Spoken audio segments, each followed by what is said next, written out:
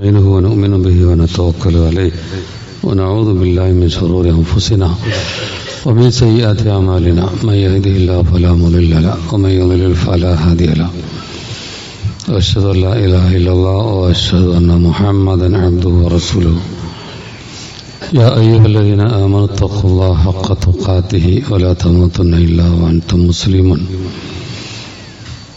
يا أيها الذين آمنوا اتقوا الله وقولوا قولا سديدا يصلح لكم أعمالكم ويغفر لكم ذنوبكم ومن يطع الله ورسوله فقد فاز فوزا عظيما أما بعد فإن خير الحديث كتاب الله وخير الهدي هدي محمد صلى الله عليه وسلم وشر الأمور محدثاتها وكل محدثة بدعة وكل بدعة ضلالة وكل ضلالة في النار. أعوذ بالله من الشيطان الرجيم. قل للمؤمنين يغضوا من أبصارهم ويحفظوا فروجهم ذلك أزكى لهم إن الله خبير بما يصنعون. സ്നേഹം നിറഞ്ഞ സത്യവിശ്വാസികളെ, വിശ്വാസിനികളെ, അള്ളാഹുവിൻ്റെ വിധിവിലക്കുകൾ ജീവിതത്തിലുടനീളം പാലിക്കണമെന്ന് എല്ലാവരെയും ആദ്യമായി വസിയത്ത് ചെയ്യണം. അള്ളാഹു നമുക്ക് തന്ന വലിയൊരു നിയമത്താണ് നമ്മുടെ കണ്ണ്. ആ കണ്ണിന്, ആ നിയമത്തിന് നമ്മൾ നന്ദി കാണിക്കുകയാണ് വേണ്ടത്. നന്ദികേട് കാണിക്കരുത്. അങ്ങനെ നന്ദികേട് കാണിക്കുന്ന പല രൂപങ്ങളുണ്ട്. അതിൽപ്പെട്ട ഒന്നാണ് ആ കണ്ണ് കൊണ്ട് നോക്കാൻ പാടില്ലാത്ത ഒരു ഭാഗം നമ്മൾ പറഞ്ഞു. അതായത് നമ്മുടെ മുകളിൽ ഭൗതിക സൗകര്യമുള്ളവരിലേക്ക് നിങ്ങൾ നോക്കരുത്. നമ്മേക്കാൾ താഴെയുള്ളവരിലേക്കാണ് നോക്കേണ്ടത്. അപ്പൊ നമുക്ക് റബ്ബിന് തന്ന നിയമത്ത് മനസ്സിലാവും. അള്ളാഹു നമുക്ക് അനേകം നിയമത്തുകൾ തന്നത് ബോധ്യമാവും. അവനിലേക്ക് നോക്കിയ, സ്വന്തത്തിലേക്ക് നോക്കുക. അതാണ് ഇസ്ലാം നമ്മോട് പറയുന്നത്. എന്നാൽ ഈ കാലഘട്ടത്തിലെ ഒരു അപകടം എന്താണെന്ന് ചോദിച്ചാൽ അത് താരതമ്യം ചെയ്യുക എന്നുള്ള ഒരു അപകടമാണ്. ഒക്കെ മറ്റുള്ളവർക്ക് കിട്ടിയ നിയമത്തുമായി താരതമ്യം ചെയ്തിട്ട് എനിക്കില്ല എന്നുള്ളൊരു ചിന്ത. അതുകൊണ്ട് തന്നെ അവനവന് നൽകപ്പെട്ട അനുഗ്രഹങ്ങളെ പറ്റി ചിന്തിക്കാനൊന്നും മനുഷ്യർക്ക് സമയമില്ല. ഇന്ന് മറ്റൊരു നോട്ടത്തെ പറ്റിയാണ് ഞാനിവിടെ സൂചിപ്പിക്കുന്നത്. അതൊരു അപകടം നിറഞ്ഞ നോട്ടം. ഇസ്ലാം ശക്തമായി വിലക്കിയിട്ടുള്ള കാര്യമാണ്. അതുമായി ബന്ധപ്പെട്ട് ഞാനൊരു 3 കഥ മാത്രം ഇന്ന് പറയുന്നുള്ളൂ. അതിലൊന്ന് ഇമാം ഇബ്നുൽ ഖയ്യിം വിശദീകരിക്കുന്ന ഒരു കാര്യമാണ്. ഖാനബി മിസുർ റജുൽ, അത് ഈജിപ്തിലുള്ള ഒരു കാര്യമാണ് അദ്ദേഹം പറയണം. അവിടെ ഒരു മനുഷ്യൻ, അദ്ദേഹം യൽസമു മസ്ജിദല്ലിൽ അദാൻ വസ്സലാ, സ്ഥിരമായി പള്ളിയിലൊക്കെ കൂടുന്ന ഒരാളാണ്. ഇബാദത്തുകളുണ്ട്, ആരാധനകളുമായിട്ട് പോകുന്ന ഒരാളാണ്. പള്ളിയിൽ ബാങ്ക് കൊടുക്കും, അങ്ങനെയൊക്കെ ചെയ്യും. ഒരു ദിവസം ബാങ്ക് കൊടുക്കാൻ വേണ്ടി മിനാരത്ത് കയറി നിൽക്കുമ്പോൾ താഴെ ഒരു നസ്രാനിയുടെ ഒരു വീടുണ്ട്. അവിടെ അദ്ദേഹത്തിൻ്റെ ഒരു മകളുണ്ട്, നല്ല സൗന്ദര്യമുള്ള ഒരു മകൾ. അവരെ ഒന്ന് നോക്കിയപ്പോൾ ആവർത്തിച്ച് നോക്കി, വീണ്ടും വീണ്ടും നോക്കി. അത് അദ്ദേഹത്തിന്, ഈ കണ്ണ് അതൊരു അപകടമാണല്ലോ. ചില സമയത്ത് നോക്കാൻ പാടില്ലാത്തതിലേക്ക് നോക്കുമ്പോൾ അത് ഹൃദയത്തിലേക്കൊരു മെസ്സേജ് കൊടുക്കും. അത് പിശാചിന്റെ പ്രവർത്തനം അതിനുണ്ടാവും. അങ്ങനെ ഹൃദയത്തെ നശിപ്പിക്കാൻ ചിലപ്പം അത്തരം നോട്ടങ്ങൾ മതിയാവും. ഉണ്ടാണ് നിങ്ങൾ ആവർത്തിച്ചുള്ള നോട്ടം, ഓർക്കാപ്പുറത്തുള്ളൊരു നോട്ടം. അത് നമുക്ക് നിയന്ത്രിക്കാൻ പറ്റാത്തതാണ്. പക്ഷെ ലാ തുത്യബ്യ അന്നദറ, പിന്നെ ആ നോട്ടം ആവർത്തിക്കരുത് എന്ന് പ്രത്യേകം നബി സല്ലല്ലാഹു അലൈഹി വസല്ലം പറഞ്ഞതാണ്. പക്ഷെ ഇതേ ആവർത്തിച്ച് നോക്കിക്കൊണ്ടേയിരുന്നു. ആ തുറിച്ചുള്ള നോട്ടം അദ്ദേഹത്തിന്റെ ഹൃദയത്തിലെ രോഗങ്ങളെ വർദ്ധിപ്പിക്കണം. അദ്ദേഹം മിനാരത്തിൽ നിന്നിറങ്ങി ആ സ്ത്രീന്റെ അടുത്ത് പോയി. എന്നിട്ട് പറഞ്ഞു, എനിക്ക് നിന്റെ വിഷയത്തിൽ വല്ലാത്തൊരു പ്രശ്നത്തിലാണ്, അതുകൊണ്ട് ഒന്നുകിൽ നിന്നെ വിവാഹം ചെയ്യണം, അല്ലെങ്കിൽ എന്റെ ആവശ്യം നീ സമ്മതിക്കണം എന്നൊക്കെ പറയുന്നു. പക്ഷെ ആ പെൺകുട്ടി പറഞ്ഞു, നിങ്ങൾ മുസ്ലിമാണ്, ഞാൻ ക്രിസ്ത്യാനിയാണ്, അങ്ങനെ എന്റെ പിതാവ് നിങ്ങളുമായുള്ള ബന്ധത്തിന് സമ്മതിക്കൂല. നിർബന്ധമാണെങ്കിൽ നിങ്ങൾ ക്രിസ്ത്യാനിയാവണം. അപ്പൊ ആ നോട്ടം അയാൾ എത്തിച്ച കഥയാണ് ഇമാം ഇബ്നുൽ ഖയ്യിം പറയുന്നത്. അയാൾ അതിനും തയ്യാറാവുകയാണ്. ക്രിസ്ത്യാനി ആയാലും വേണ്ടില്ല, എനിക്ക് ഈ ഒരു കാര്യം ലഭിച്ചേ മതിയാവും. അങ്ങനെ അയാൾ ദീനെ വിട്ടു എന്നാ പറയുന്നു. അങ്ങനെ വിവാഹം ചെയ്തു. അന്ന് തന്നെ ആ വീടിന്റെ മുകളിൽ എന്തോ ഒരു ആവശ്യത്തിന് കയറിയതാണ്. അയാൾ അതിൽ നിന്ന് വീണ് മരിച്ചു.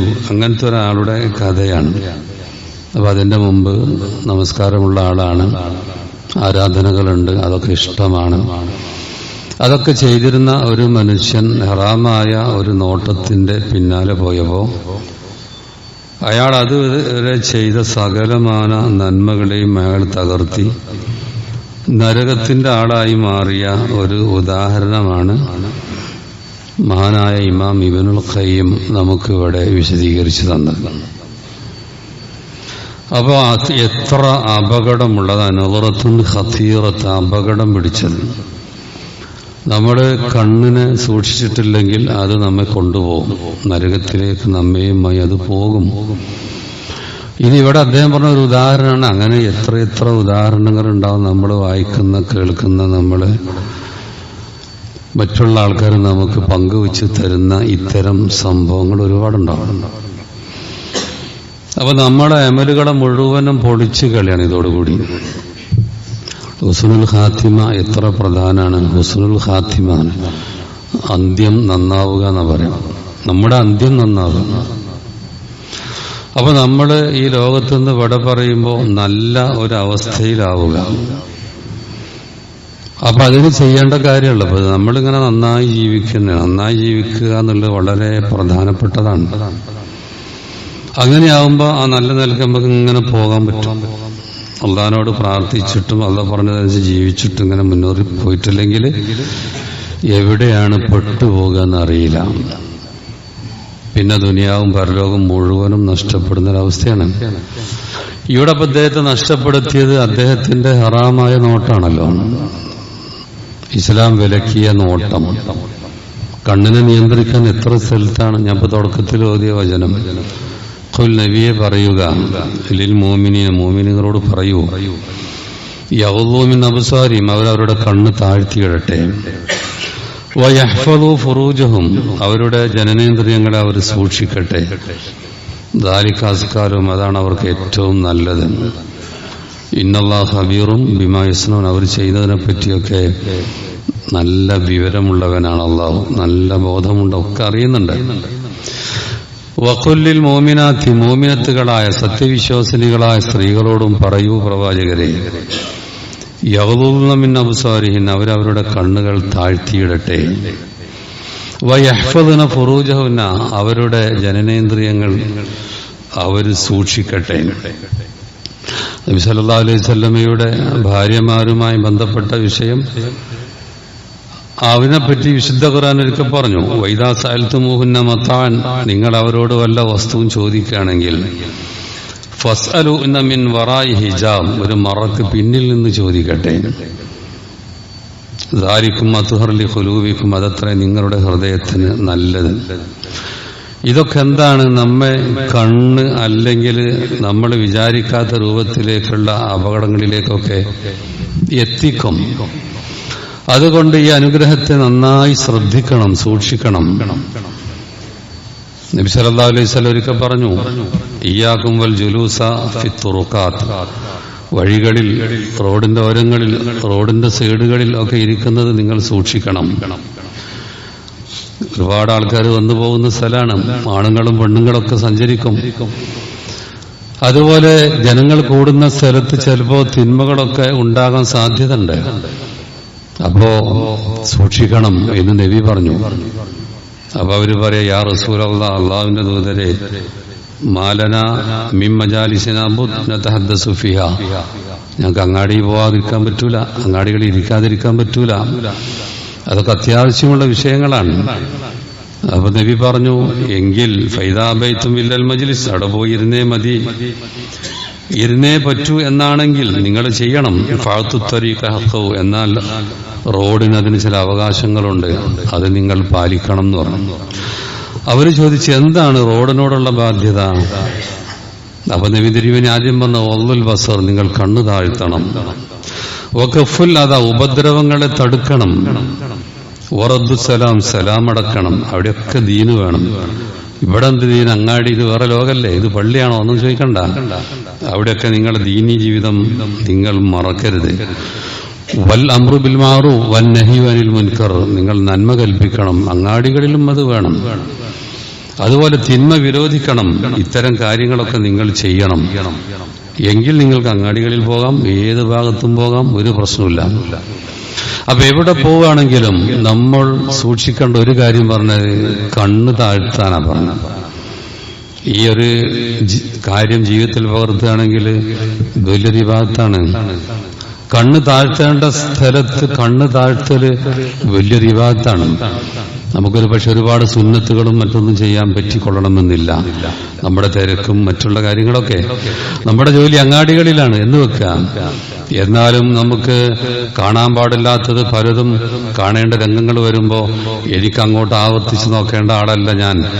എന്റെ ദൂതൻ പഠിപ്പിച്ചിട്ടുണ്ട്, വഗ്ളുൽ ബസർ, കണ്ണ് താഴ്ത്തണം എന്ന് പറഞ്ഞിട്ടുണ്ട്. അങ്ങനെ നമ്മൾ അത് വിചാരിച്ച് കണ്ണ് താഴ്ത്തുകയാണെങ്കിൽ അതൊക്കെ മഹാഇബാദത്തുകളാണ്, ആരാധനകളാണ്. ഇതല്ലെങ്കിലോ ഇത് പ്രശ്നമാണ്. ഈ കണ്ണ് താഴ്ത്താൻ കഴിയാതിരിക്കുക എന്നുള്ളത് അത് പ്രശ്നമാണ്. അത് നമ്മെ കൊണ്ടുപോകും, നമ്മയുമായി നരകത്തിലേക്ക് എത്തിക്കും. അതിന്റെ ഉദാഹരണമാണല്ലോ ഞാനിവിടെ തുടക്കത്തിൽ പറഞ്ഞു.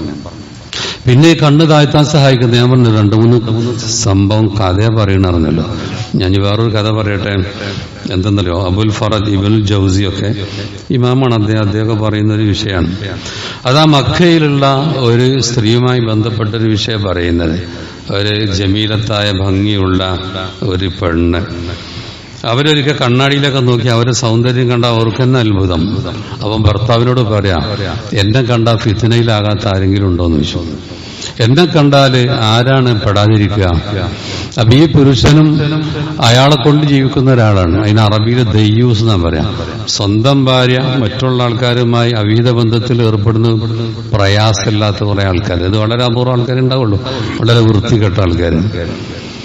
അപ്പൊ എന്നെ കണ്ടാൽ വഞ്ചിതരാകാത്തവര് അല്ലെങ്കിൽ പെട്ടുപോകാത്തവര് ആരുണ്ടാകാം? അപ്പൊ അദ്ദേഹം പറഞ്ഞു, ആൾക്കാരൊക്കെ ഉണ്ട്. എന്നൊരാളെ പറയും, ഒരു പറഞ്ഞു, അത് ഉബൈദ് ബിൻ ഉമൈർ, അങ്ങനെ ഒരാൾ, നല്ലൊരു ഭക്തിയുള്ള നല്ലൊരു മനുഷ്യനാണ്. അദ്ദേഹം എന്നെ കണ്ടല്ലോ, അതിന്റെ അപ്പുറം സൗന്ദര്യമുള്ള ആളെ കണ്ടാലൊന്നും എന്ത് പറ്റിക്കാൻ നോക്കിയാലും അദ്ദേഹത്തെ വഞ്ചിക്കാൻ കഴിയില്ല. എന്നാൽ ഞാൻ അയാളെ വഞ്ചിക്കും, നിങ്ങൾ സമ്മതം തന്നാൽ മതി. അയാളെ സമ്മതം കൊടുക്കുകയാണ്. അങ്ങനെ അവര് പള്ളിയിൽ ക്ലാസ് എടുത്തുകൊണ്ടിരിക്കുന്ന വലിയൊരു ഇമാമാണ് ഇദ്ദേഹം. അദ്ദേഹത്തിന്റെ അടുത്തേക്ക് ഈ പെണ്ണ് എന്തോ ഫത്വ ചോദിക്കാന്നുള്ള രൂപത്തിലാണ് പോണത്. പറഞ്ഞു, എനിക്ക് നിങ്ങളോട് ഒറ്റയ്ക്ക് ചില കാര്യങ്ങൾ ചോദിക്കാനുണ്ട്, ഇവരുടെയിലൊന്നും ചോദിക്കാൻ പറ്റൂല. ആയിക്കോട്ടെ മാറിന്നു. അപ്പൊ ആ സ്ത്രീ മുഖമൊക്കെ വെളിവാക്കി അയാളെ ഭംഗിയൊക്കെ കാണിച്ചു. അപ്പൊ ഇദ്ദേഹം പറഞ്ഞു, അവറത്ത് മറക്കണം. അപ്പൊ എനിക്ക് നിങ്ങളെ കണ്ടപ്പോൾ തന്നെ ഞാൻ ആകെ ഇതിലായിട്ടുണ്ട്, നിങ്ങളുമായി എനിക്ക് വല്ലാത്ത താല്പര്യം. അതൊക്കെ ഇങ്ങനെ ഓരോ പറഞ്ഞു നീണ്ടുപോവുകയാണ്. അപ്പൊ ഇദ്ദേഹം ആ പെണ്ണിനോട് പറയാണ്, നീ എന്നോട് ചില കാര്യങ്ങൾ ഞാൻ ചോദിക്കണം, അതിന് സത്യസന്ധമായി മറുപടി പറയുകയാണെങ്കിൽ നീ പറഞ്ഞത് ആലോചിക്കാം. അപ്പൊ പറഞ്ഞോളൂ, എന്തായാലും പറഞ്ഞോളൂ, ഞാൻ സത്യസന്ധമായിട്ട് മറുപടി പറയും. അപ്പൊ പറഞ്ഞതെന്നറിയോ, ഞാൻ നിന്നോട് ചോദിക്കുന്ന കാര്യം, ഈ സമയത്ത് മലക്കുൽ മൗത്ത് നിന്റെ അടുത്ത് വന്ന് നോക്കുക, നിന്റെ റൂഹിനെ പിടിക്കാനേ. അപ്പൊ ഈ തെറ്റ് ചെയ്തുകൊണ്ടിരിക്കുന്ന ഇടയിലാണ് നീ മരിക്കുന്നതെങ്കിൽ, ഈ തെറ്റ് ചെയ്ത് കഴിഞ്ഞിട്ടാ മരിക്കണമെങ്കിൽ നിനക്ക് സന്തോഷമുള്ള കാര്യമാണ്? അതൊരിക്കലുമില്ല. നമ്മളൊക്കെ അപ്പൊ തെറ്റ് ചെയ്യുമ്പോഴേ അപ്പോഴൊന്നും മരിക്കൂല എന്നല്ലേ വിചാരിക്കുക കുറെ കഴിഞ്ഞിട്ട്. പക്ഷെ ഈ സമയം ഇത് കഴിഞ്ഞാൽ ഞാൻ മരിക്കുകയാണ്, അങ്ങനത്തെ ഒരു രംഗമാണ്, അതെങ്കിൽ നിനക്ക് സന്തോഷം? അതൊരിക്കലും ഇല്ല. അടുത്ത ചോദ്യം, മരിച്ചതിന് ശേഷം രണ്ട് മലക്കുകളെന്ന് ചോദ്യം ചോദിക്കുമല്ലോ, ഇങ്ങനത്തെ ഒരു തെറ്റ് ചെയ്ത അവസ്ഥയിലാണ് നീ മരിച്ചു പോകുന്നതെങ്കിൽ ആ ചോദ്യകർത്താക്കളുടെ മുമ്പിൽ നിന്റെ അവസ്ഥ സന്തോഷമുള്ള കാര്യം തന്നെയാണ് ചോദിച്ചാണ്? ഒരിക്കലും അല്ല, സന്തോഷമല്ല എന്ന് പറഞ്ഞു. പിന്നെ പരലോകത്ത് നാളെ നമ്മുടെ പ്രവർത്തന രേഖ അങ്ങനെ മഹ്ശറ ലോകത്ത് ഓരോ രംഗങ്ങളുണ്ടല്ലോ, ഓരോരുത്തരും പ്രവർത്തിച്ച രേഖ അവർക്ക് തന്നെ കൊടുക്കുന്ന വല്ലാത്തൊരു രംഗമുണ്ട്. അതിൽ നമ്മൾ ചെയ്തത് മുഴുവൻ അതിലിങ്ങനെ കാണും. ആ നേരം ചിലർക്ക് ആ രേഖ കൊടുക്കുമ്പോൾ വലത്തെ കയ്യിലാണ് കിട്ടുന്നത്, ചിലർക്ക് ഇടത്താണ്. പക്ഷെ നിന്റേത് കിട്ടാതെ ഏത് കയ്യിലാണ് കിട്ടുക എന്നറിയാത്തൊരു രംഗമുണ്ടല്ലോ. അങ്ങനെ ഈ ഒരു തെറ്റും ചെയ്തിട്ടാണ് നീ അവിടെ നിൽക്കുന്നത് എന്ന് നിന്നെ സന്തോഷിപ്പിക്കുമോ? ഇല്ല, ഒട്ടും സന്തോഷിപ്പിക്കൂല. ഇതുപോലെ അമലുകളെ തൂക്കുന്ന രംഗം പറഞ്ഞു, മീസാൻ കൊണ്ടുവരപ്പെടും, തുലാസ് കൊണ്ടുവരപ്പെടും. അവിടെ അങ്ങനെ ചിലർതൊക്കെ തൂക്കുന്നു, ചിലർ രക്ഷപ്പെടുന്നു, ചിലർ രക്ഷപ്പെടാൻ നരകത്തിന്റെ ആൾക്കാളായി പോകുന്നു. നിന്റെ അമലുകൾ തൂക്കുന്ന നേരാണ്. അങ്ങനെ ഇങ്ങനെ ഒരു തിന്മ ഈ പള്ളിയിൽ വാങ്ങു പറയുന്ന ഒരു പണ്ഡിതനെ തകർത്തിട്ട് അങ്ങനെ ഒരു തിന്മയും കൂടി നീ ചെയ്തത് നിന്നെ സന്തോഷിപ്പിക്കുന്ന ഒരു കാര്യമാണ്? അങ്ങനെയൊന്നുമില്ല. പിന്നെ സിറാത്ത് പാലം പറഞ്ഞു, ചിലരത് നരകത്തിലേക്ക് വീഴുന്നുണ്ട്, ചിലർ രക്ഷപ്പെടുന്നുണ്ട്. നീ ഇങ്ങനെ തിന്മ ചെയ്തിട്ട് ഇങ്ങനെ ആവർത്തിച്ച് ചോദിച്ചപ്പോ ആ സ്ത്രീ കരയാൻ തുടങ്ങിയെന്ന് പറഞ്ഞു. ആ പെണ്ണ് പിന്നെ പോയി തന്റെ ഭർത്താവിന്റെ അടുത്ത് പോയി, ഭർത്താവ് ചോദിച്ചു, എന്തേ സംഭവിച്ചു ചോദിച്ചു. അപ്പോൾ ഉള്ളത് പറഞ്ഞു, പിന്നെ ദീനിയായി ജീവിക്കാൻ തീരുമാനിച്ച കാര്യമൊക്കെ പറഞ്ഞു. അപ്പൊ അയാൾ പറഞ്ഞത്രേ, ഈ ഉബൈദ് ഇപ്പൊ എന്നെ തകർത്തു, ഇതുവരെ ആ വരുമാനത്തിൽ ജീവിച്ചിരുന്നത്, ഇങ്ങനെയുള്ളൊരു പെണ്ണിനെ ഇപ്പൊ റാഹിബത്താക്കി ഭയങ്കര ആരാധനയും പുരോഹിത ഒക്കെ ആക്കി മാറ്റി എന്നൊക്കെ പറഞ്ഞു. അപ്പൊ ഇവിടെ പറഞ്ഞു, പരലോകത്തെ പറ്റിയുള്ള ചിന്ത ഉപദേശം കൊടുത്തപ്പോ ആ സ്ത്രീയുടെ മനസ്സ് മാറിയ ഭാഗം ഒന്ന്. മറ്റൊന്ന്, നല്ല ദീനി ചിന്തയിൽ ജീവിച്ച ഒരു മനുഷ്യൻ, ആ മനുഷ്യനെ എത്ര സൗന്ദര്യമുള്ള ഒരാള് ഇങ്ങനെ നശിപ്പിക്കാൻ വന്നാലും അതിൽ നിന്നൊക്കെ മനസ്സിനെ നിയന്ത്രിച്ചുകൊണ്ട്, നമ്മുടെ മനസ്സിനെ നിയന്ത്രിക്കലും കണ്ണിനെ നിയന്ത്രിക്കലുമൊക്കെ എത്ര പ്രധാനപ്പെട്ട വിഷയമാണ്. തെറ്റുകൾ ചെയ്യാൻ വേണ്ടി ക്ഷണിക്കപ്പെടുമ്പോ ഇങ്ങനെ ഒരു ചിന്ത നമ്മുടെ മനസ്സിലേക്ക് വന്നോ, നമ്മൾ തഖ്വയുള്ളവരാണ്, ഒരു സംശയവുമില്ല. പരലോകത്തെ പറ്റി ഓർക്കണം. വിശുദ്ധ ഖുർആൻ പറഞ്ഞു, ഫഅമ്മാമൻ ഖാഫ മഖാമ റബ്ബിഹി, തന്റെ റബ്ബിന്റെ മുമ്പിൽ നിൽക്കണം എന്ന ഭയം ഉള്ള മനുഷ്യന്മാർ, വനഹൻ നഫ്സ അനിൽ ഹവാ, തന്നിഷ്ടങ്ങളിൽ നിന്ന് മനസ്സിനെ വിലക്കിയവർ. എത്ര തിന്മകൾ അവരുടെ മുമ്പിൽ ചെയ്യാനുള്ള അവസരങ്ങൾ വന്നാലും റബ്ബിന്റെ മുമ്പിൽ നിൽക്കേണ്ടി വരുമല്ലോ എന്ന് വിചാരിച്ചിട്ട് ആ തിന്മയിൽ നിന്ന് മാറി നിൽക്കുന്നവർ, ഫൈനൽ ജന്നത ഹിയൽ മഅവ, അവർക്കെത്ര സ്വർഗം അവരുടെ സങ്കേതമാണ് എന്നാണ് ഇവിടെ പരിശുദ്ധ ഖുർആൻ പറയുന്നത്. പിന്നെ പരലോകത്തിലെ നന്മകളെപ്പറ്റി, ഇങ്ങനെ ഒരു തിന്മയിൽ നിന്ന് ഞാൻ മാറി നിന്നാൽ പരലോകത്തിൽ ലഭിക്കാൻ പോകുന്ന അനുഗ്രഹങ്ങളെപ്പറ്റി, ഇതിന് പകരമായി കിട്ടുന്ന അനുഗ്രഹങ്ങളെപ്പറ്റി ഓർക്കാനും ആ നേരം മനുഷ്യന്റെ മനസ്സിലൂടെ ചിന്ത കടന്നു പോകണം. നബി സല്ലല്ലാഹു അലൈഹി വസല്ലം ഒരിക്കൽ പറഞ്ഞു, വലൗ അന്നംറഅത മിൻ അഹ്ലിൽ ജന്ന, സ്വർഗ്ഗത്തിലെ ഹൂറുൽ ഈങ്ങളെ പറ്റി പറയാണ്. ഇവിടെ ഈ തിന്മകളിൽ നിന്നൊക്കെ മാറി നിന്നാൽ നാളെ പരലോകത്ത് ഇതിനേക്കാളൊക്കെ എത്രയോ സൗന്ദര്യമുള്ള സ്ത്രീകളുടെ ലോകം, അവിടെ റബ്ബ് നൽകുന്ന കാര്യത്തെ പറ്റി ഒരിക്കൽ പറഞ്ഞതാ.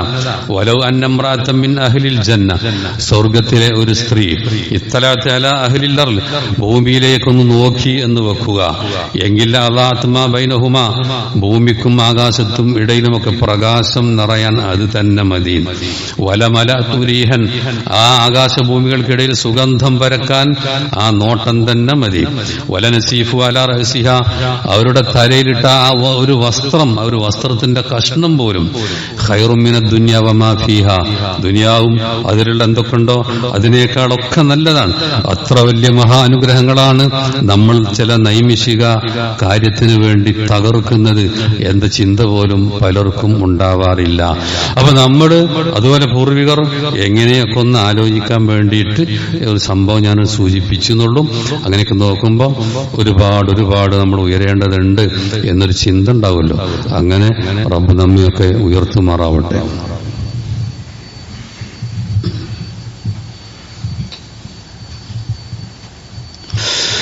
അൽഹംദുലില്ലാഹി വസ്സലാത്തു വസ്സലാമു അലാ റസൂലില്ലാഹി വഅലാ ആലിഹി വസഹ്ബിഹി അജ്മഈൻ അമ്മാ ബഅദ്.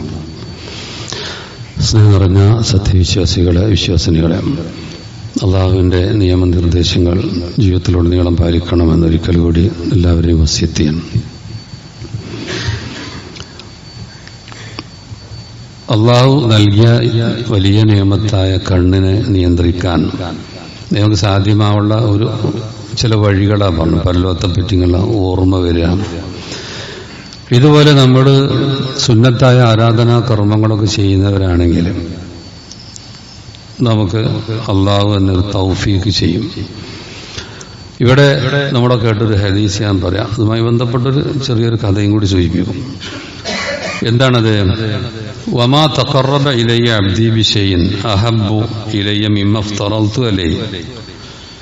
അള്ളാഹുവിലേക്ക് അടുക്കാൻ ഒരു അടിമ ചെയ്യുന്നതിൽ അള്ളാഹ്ക്ക് ഏറ്റവും ഇഷ്ടം, അള്ളാഹ് തന്നെ പറയും, എനിക്ക് ഏറ്റവും ഇഷ്ടം ഞാൻ അവർക്ക് ഫർലാക്കിയ കാര്യങ്ങൾ അവർ ചെയ്യുന്നതാണ്. അപ്പൊ അള്ളാഹ് ഫർലാക്കിയ കാര്യങ്ങളൊക്കെ ചെയ്യും. അള്ളാഹ്ക്ക് ഏറ്റവും ഇഷ്ടം ഫർലായതൊക്കെ എല്ലാവർക്കും അറിയാലോ. ഫർലാ കാര്യങ്ങളൊന്നും ഒഴിവാക്കാൻ പറ്റില്ല, അതൊക്കെ ചെയ്യാം. അപ്പോൾ റബ്ബിലേക്ക് അടുക്കാൻ അള്ളാഹ്ക്ക് ഏറ്റവും ഇഷ്ടപ്പെട്ട വിഷയമാണ്. അത് കഴിഞ്ഞിട്ടോ വലാ യസാലു അബ്ദി യതഖറബു ഇലയ്യ ബിന്നവാഫിൽ. പിന്നെ എൻ്റെ അടിമ സുന്നത്തായ കാര്യങ്ങൾ ചെയ്തുകൊണ്ട് എന്നോട് അടുത്തുകൊണ്ടേയിരിക്കും.